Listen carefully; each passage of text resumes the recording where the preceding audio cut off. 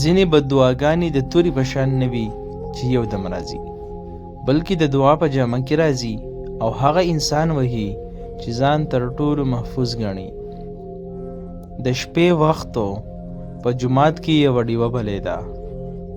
یو نوجوان هلک په سجده کې پروت و، د سترګو نه یې اوښکې بهېدې او په ځمکه پرېوتې. په مخ کې یې څه عجیبه شانتې رڼا وه، لاسونه یې رپېدل خو په زړه کې یې سکون و. خلکو ویل دا هلک الله ته ډېر زیات نږدې دی او د الله ولی دی. خو قصه دلته ختمیږي نه، بلکې له دې ځای نه شروع کیږي.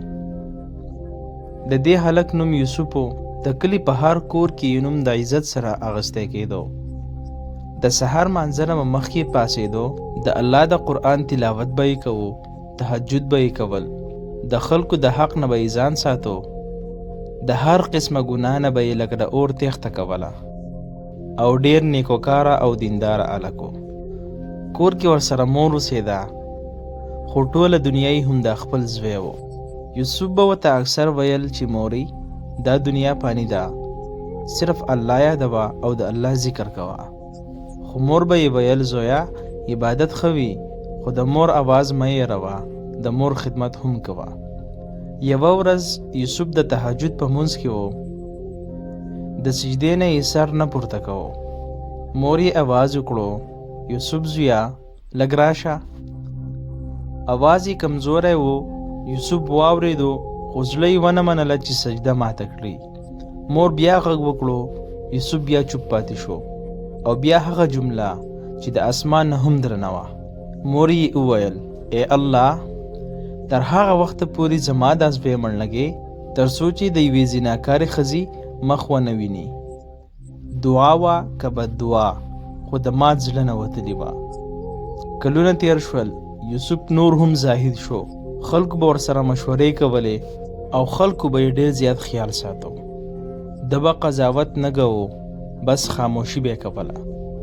خو هغه جمله د هغه په زړه کې ښخه وه، یعنې د مور هغه بددعا. یوه شپه جومات ته خلک رالل، شور چغې شوې او تورونه ولګېدل. یوه ښځه مات مخ ماشوم په غېږ کې، سترګو کې یې اوښکې وې، خو په اواز کې یې ډېر زهر و. هغې ویل دا ماشوم د یوسف دی، دی را سره زنا کړې ده. ټول جومات یخ شو، خلک حیران شول. یوسف سر ټیټ کو، هیڅ یې نه ویل.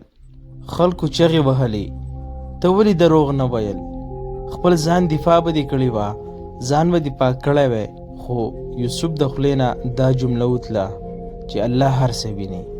په سبا له قاضي راغی، شریعت شروع شو، شاهدان رال، خبرې شروع شوې، خو هیڅ شاهد د یوسف په حق کې فیصله ونه کړه. ښځې جړل، ماشوم هم جړل، خلک غوسه شو. قاضي فیصله وکړه او فیصله یوسف وبیلله.